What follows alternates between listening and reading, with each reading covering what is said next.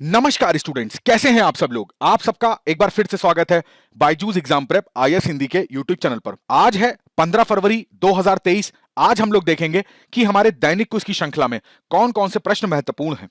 सबसे पहला प्रश्न, रेल कौशल विकास योजना के संबंध में कौन सा कथन सत्य है। आपके सामने दो कथन है, इस प्रश्न को लगाने का प्रयास करिए। अब देखिए, यहां पर रेल मंत्रालय के द्वारा पीआईबी में एक आर्टिकल आया है कि 15,000 से ज्यादा उम्मीदवारों को प्रशिक्षण दिया जा रहा है।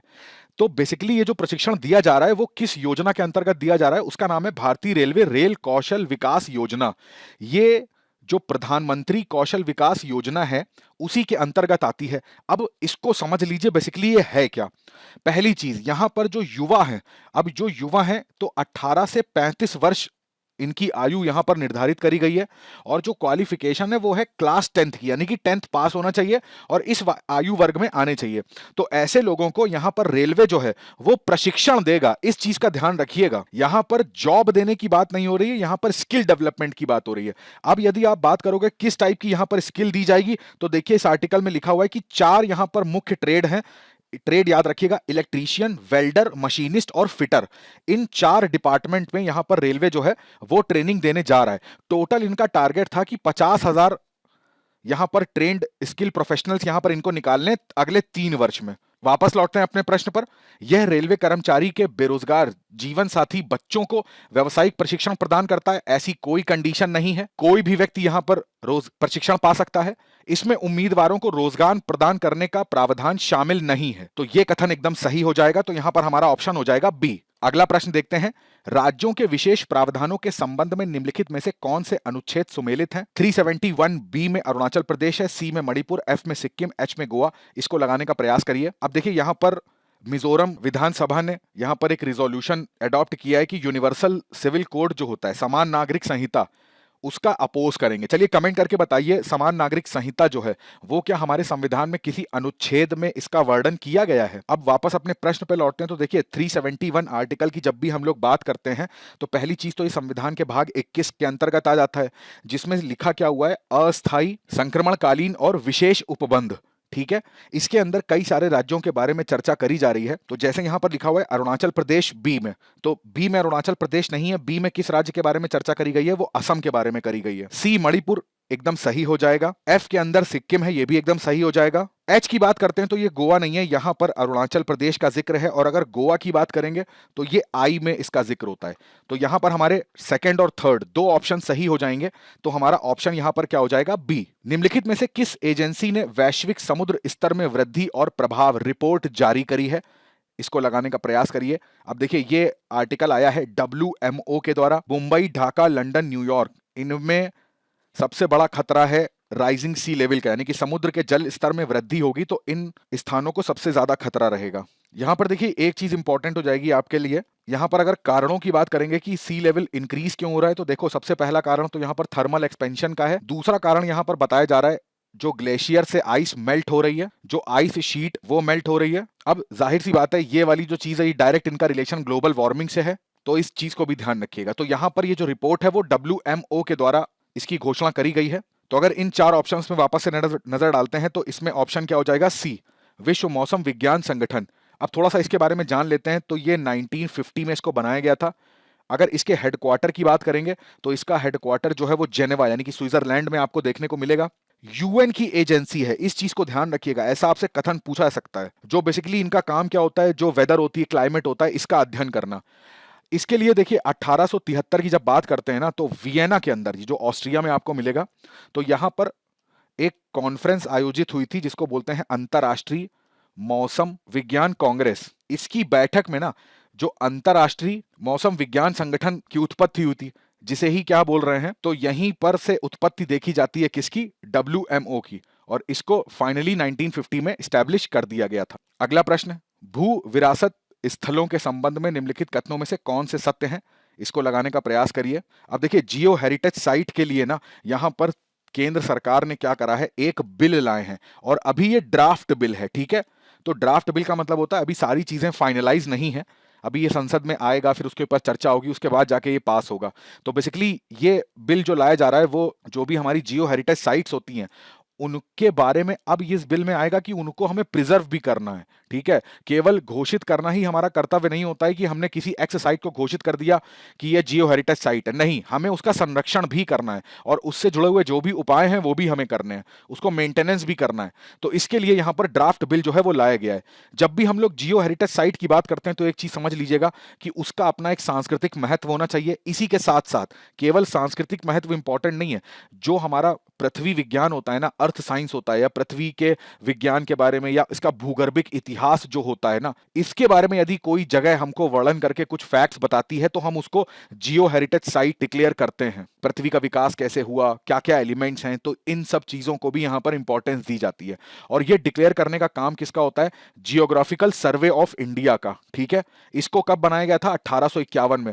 इसके बारे में कहा जाता है कि अब देखिए, ब्रिटिश काल में इसको बनाया गया, तो जब रेलवे भारत में आई ना, तो रेलवे को चाहिए होता था कोयला। तो बेसिकली इसको बनाने के पीछे उद्देश्य था कि ये पता करे कि भारत में कोयला कहां कहां पर पाया जाता है। अभी की अगर बात करें तो इसका हेडक्वार्टर आपको कोलकाता के अंदर देखने को मिलेगा। मिनिस्ट्री ऑफ माइंस यानी कि खान मंत्रालय के अंतर्गत ये संस्था आती है। तो यहां पर आते हैं अपने प्रश्न पर। उनकी घोषणा भारतीय पुरातत्व सर्वेक्षण के द्वारा करी जाती है? बिल्कुल भी नहीं, ये तो एएसआई होता है, आर्कियोलॉजिकल सर्वे ऑफ इंडिया, जबकि इसकी घोषणा जीएसआई के द्वारा करी जाती है।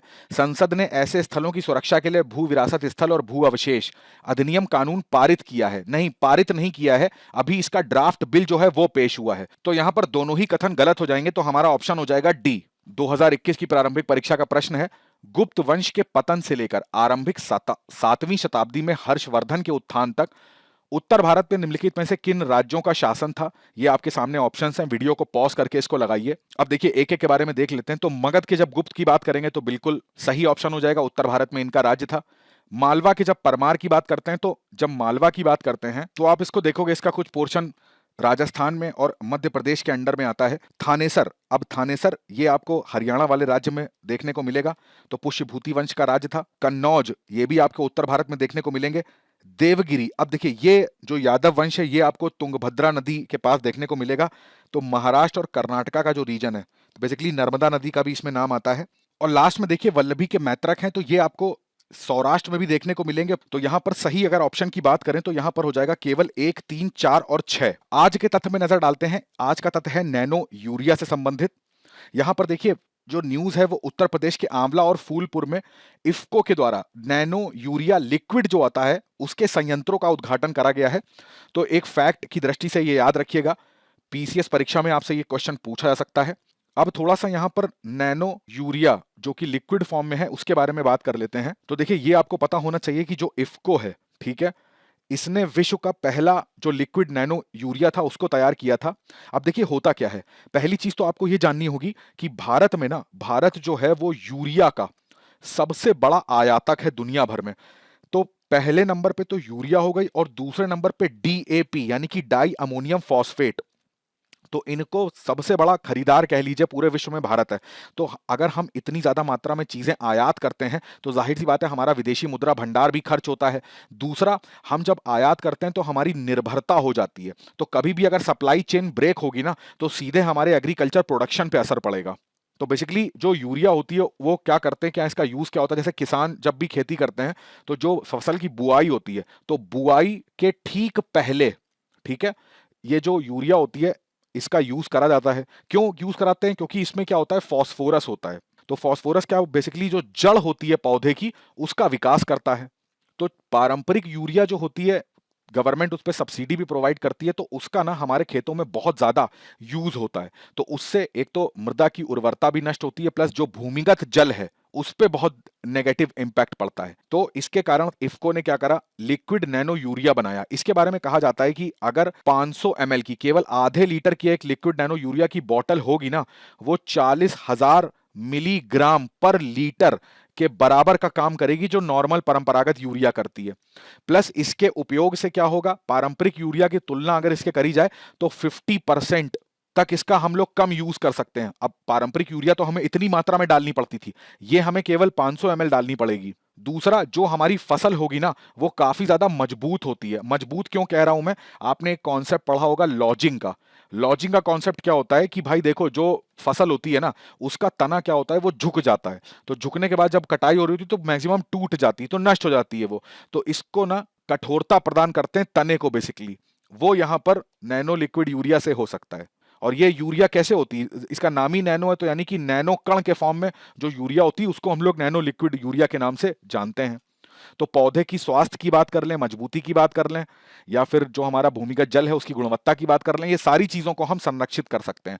प्लस सबसे बड़ी बात है कि जो हमारी निर्भरता है यूरिया पर और डीएपी पर, उसको भी कम करा जा सकता है। तो आज के सेशन में बस इतना ही रखते हैं। चलिए आपसे एक प्रश्न पूछता हूं, नैनो यूरिया की बात चली तो फर्स्ट लिक्विड नैनो यूरिया का संयंत्र भारत में कहां पर लगा है, इसको कमेंट करके बताइए। प्लस एक दूसरा सवाल पूछता हूं, अभी हाल ही में ना आई ड्रॉप चर्चा में आई थी, ये भारत में बनाई गई थी परंतु यूएसए में इस आई ड्रॉप का उपयोग करते समय कुछ लोगों को हेल्थ प्रॉब्लम्स हो गई, उनको आंख से दिखना बंद हो गया, इन्फेक्शन हो गया। तो मेरे को बताइए ये जो आई ड्रॉप था इसमें एक जीवाणु पाया गया, उस जीवाणु का नाम क्या है? तो मैं आशा करता हूं आज का सेशन आपको अच्छा लगा होगा। अच्छा लगा है तो लाइक, शेयर और सब्सक्राइब करना बिल्कुल मत भूलिएगा। कमेंट करके जरूर बताइएगा सेशन कैसा लगा। आपसे मुलाकात होगी डेली क्विज के अगले सेशन में कुछ नए प्रश्नों के साथ। तब तक आप अपनी पढ़ाई करते रहेंगे, स्वस्थ रहेंगे और सबसे इंपॉर्टेंट अपने माता पिता का ढेर सारा ध्यान रखेंगे। आप सभी का बहुत बहुत धन्यवाद। जय हिंद।